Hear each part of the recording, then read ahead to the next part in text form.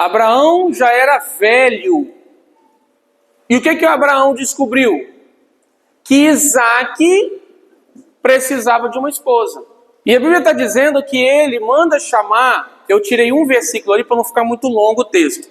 Ele manda chamar o servo mais velho que ele tinha lá. Aquele que era responsável por tudo que ele possuía. Então Abraão tinha um servo, o mais experiente, o mais velho, que tomava conta de tudo. E esse servo, ele manda ir na terra dele buscar uma esposa para Isaque. E ele fala para esse servo assim: põe a tua mão debaixo da minha coxa e faça um juramento. Não traga mulher cananeia para ser mulher de Isaque. Isaque nasceu, Abraão tinha 100 anos, não foi isso? Agora Isaque já é um homem. Então Abraão já era de idade avançada. Mas Abraão não perdeu o discernimento. Abraão não perdeu a sensatez. Ele disse: você vai jurar que você não vai trazer cananeia para ser esposa do meu filho. Irmãos, o fato da velhice chegar não significa que a gente tem que aceitar o conformismo. Conformismo com o pecado, com o erro. Sabe por quê? Porque às vezes a gente não quer ter conflito, não quer ter confronto. Então a gente vai deixando a coisa acontecer. A gente não quer ter problema, com o tempo vai passando, né? A gente começa a querer ir morar na roça, para não ter problema. Para descansar, né Mara? Vai mesmo para lá? Eu falei com ele, falei com ela ainda, não, quando eu fizer meus 50 eu quero comprar um sítiozinho. Coisa pequena, mas só para a gente ir no final de semana. Também não quero morar não, para poder dar uma aliviada na cabeça. Mas a gente tem que tomar cuidado com isso, irmãos. Porque senão a gente para de frutificar. A gente para de aconselhar. A gente para de colocar limites. Porque a gente não quer ter problema, a gente não quer ter confronto. Aí sabe o que acontece? Como aconteceu com Eli. Cai da cadeira e quebra o pescoço. Por quê? Porque a gente tem que entender que a nossa força vem do Senhor. A nossa autoridade vem do Senhor. Então a autoridade de pai e mãe não acaba não. Não acaba não. Pelo contrário. Quanto mais velho, mais sábio. Quanto mais velho, mais respeito. Deve ser assim. Agora o pai e a mãe têm que buscar sabedoria. Os filhos precisam ver essa sabedoria também nos pais. Essa autoridade. E aqui Abraão cumpriu a autoridade, o papel de pai, ainda na velhice. Mulher que não serve o meu Deus, vai afastar o meu filho dos caminhos do Senhor. E isso eu não posso aceitar. Olha bem, irmãos, o homem, o pai, escolhendo a mulher para o filho. Ah, isso nos dias, isso é coisa ultrapassada. Ultrapassados somos nós, irmãos, hoje. Ignorantes somos nós, os antigos é que eram sábios. Porque a humanidade está emburrecendo. Qualquer um vê isso. Qualquer um vê. Hoje cachorro fica no sofá e o filho fica no chão da casa. Daqui a pouco os cachorros estão dormindo na cama, os maridos estão dormindo na sala. Por quê? Ou a esposa, né? Porque está virando uma bagunça. É animal sendo tratado como gente e gente sendo tratado como animal. Então, Abraão aqui é um exemplo. É um exemplo, irmãos. E Isaque se submetendo, né, irmãos?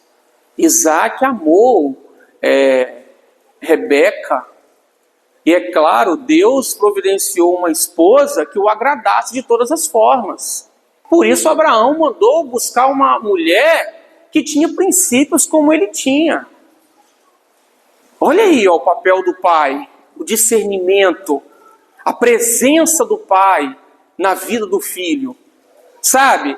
Não é pai que fica na televisão e deixa o filho escolher o que quer, fazer o que quer, não sabe quem são os amigos do filho, não sabe nada. E aí sofre. Depois vive com problema. Tem pai e tem mãe às vezes que olha para os filhos não como uma recompensa, mas como um trabalho, como um problema. E por isso que hoje muita gente não quer mais ter filho. São pessoas que não têm filho e não querem ter, porque não querem ter trabalho. Eles olham para os filhos como trabalho, como peso, como dificuldade. E filho não pode ser visto assim. E como que um pai faz para não ver o filho como trabalho, como um filho como um peso? Como? Primeira coisa, adquira fé. Porque é pela fé que a gente cuida dos filhos. A nossa força vem do Senhor. E para isso precisa ter fé. Tem que acreditar. O pai tem que acreditar que é possível criar um filho. Que é possível educar um filho. É possível aconselhar um filho. É possível corrigir um filho. Então tem que ter coragem, tem que ter força para ter filho. Gente fraca não pode ter filho. Irmãos. Gente que não consegue ver o futuro brilhante, não consegue ver o amanhã abençoado, não consegue ver as coisas resolvidas. Acha que todo perigo, todo mal, todo problema vai acontecer com o filho. O filho vai morrer amanhã quando atravessar a rua. Então não tenha filho. Pai e mãe tem que ter fé. Meu filho está guardado. O Senhor está protegendo, o Senhor está alimentando, o Senhor está guardando. Eu estou aqui, estou dormindo, meu filho está sendo cuidado. Tem que ter fé. Primeira coisa. Tem que ter fé. Que Deus está cuidando. E tem que ter coragem. Tem que ser forte. Porque tem coisas que você vai ter que falar. Você vai ter que falar, não interessa. Ah, mas ele vai gritar, ele vai pular, deixa ele pular, deixa ele gritar, deixa ele fazer o que quiser, mas você tem que falar. Você tem que agir. Porque se você não falar, o pior vai acontecer. E a gente vai ver isso aqui. Então, filho é recompensa, é herança do Senhor. E aqui está dizendo o seguinte, que ele é como flecha. Os filhos são como flecha. O que é flecha? É arma. Como assim? Ou seja, filho deixa a casa mais forte. Essa era a visão bíblica, irmão. Era do povo, mas é a visão bíblica. E era a visão do povo. Que filho, muitos filhos, casa mais forte. Olha bem. Como assim? Claro. Tá lá, 3 homens desse tamanho. Quem vai tirar onda ali? São 4 agora. Ele bate na porta. Quando abre, vem um grandalhão. O que é? Não, meu pai está aqui dentro, algum problema? Você vê lá na Almeida quando os inimigos baterem a porta. Então filho era o quê? Filho era força na casa. Força de trabalho, porque os filhos tinham que trabalhar agora para ajudar dentro de casa.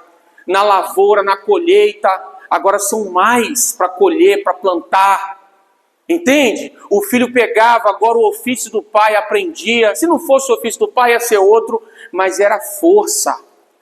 Hoje, irmãos, hoje está demais, está muito difícil.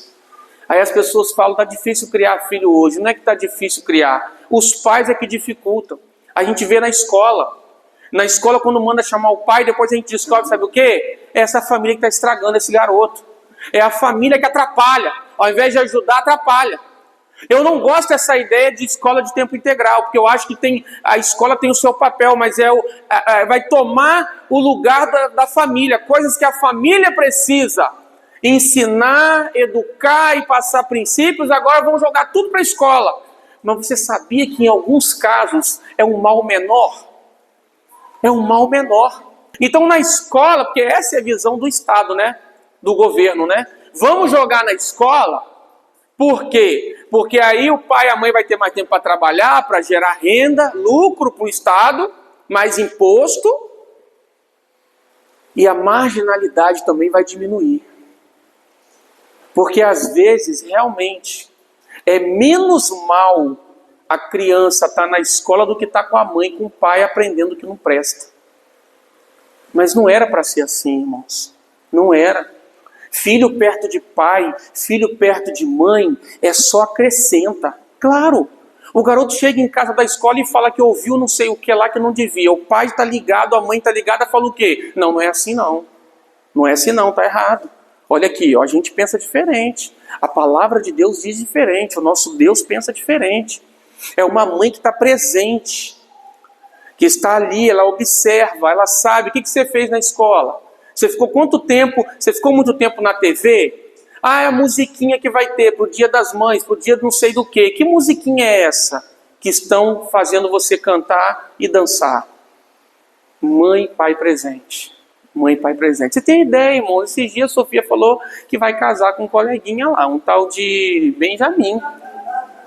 E aí ela falou o seguinte, que vai casar com ele. E eu falei assim, não vai, você está muito nova, não é assim. Você tem que aprender, eu expliquei para ela direitinho. Falei, um dia você vai analisar na hora certa se esse rapaz, ele vai ter os princípios do Senhor, se ele serve a Deus, para você, então, ver se é a pessoa certa. Ela falou assim, não, eu não vou mudar, papai, minha cabeça não vai mudar, é ele. Aí ela falou bem assim, eu vou pegar o carro do pai dele escondido e a gente vai fugir. A gente vai fugir. Irmãos, ela só tem 5 anos. Pensa numa criança que vai crescendo sem a participação do pai e da mãe. Você acha que um jovem hoje de 18 anos, de 20 anos, que não tem ali o pai e a mãe presente, a hora que ele decide fazer alguma coisa, ele vai se importar com as consequências? Não vai. Então é por isso que a gente tem que aprender como igreja qual é a maneira bíblica de educar filho. É deixando o filho assistir o que quer, ficando no celular o tempo que quer, vestindo a roupa que quer. Nós acabamos de ler aqui, eu e minha casa serviremos ao Senhor. Não é filho que vai dizer. Agora, mas aí ele vai por imposição, conversa fiada. Nós acabamos de falar aqui que o católico é católico porque ele aprendeu com o pai, com a mãe, com a avó a ser católico. Porque eu vi aqui naquela romaria última que teve um garoto com o maior orgulho do pai, porque o pai vai na romaria, agora ele vai também. Ele gosta de ir para a romaria, sabe por quê? Porque ele vê amor no coração do pai. Então ele quer fazer, ele tomou a paixão que o pai tem pela romaria. Porque é assim, o filho se apaixona por aquilo que o pai tem paixão. Muito tempo no estresse, muito tempo no trabalho, muito tempo com outras coisas e pouco tempo com a família. Pouco tempo de conversa com o cônjuge para saber o que ele ou ela gosta, o que é importante para ele, o que é importante para ela. Irmãos, o pai e a mãe precisam sentar simplesmente depois que o filho dorme, conversar sobre o filho, sobre o relacionamento, sobre o trabalho, sobre as coisas da casa. Pai e mãe que nunca param para conversar, marido que nunca ouve a mulher, mulher que nunca ouve o marido. Como?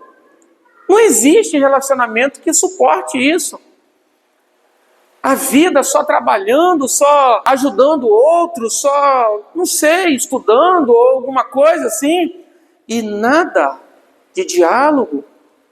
Não pode.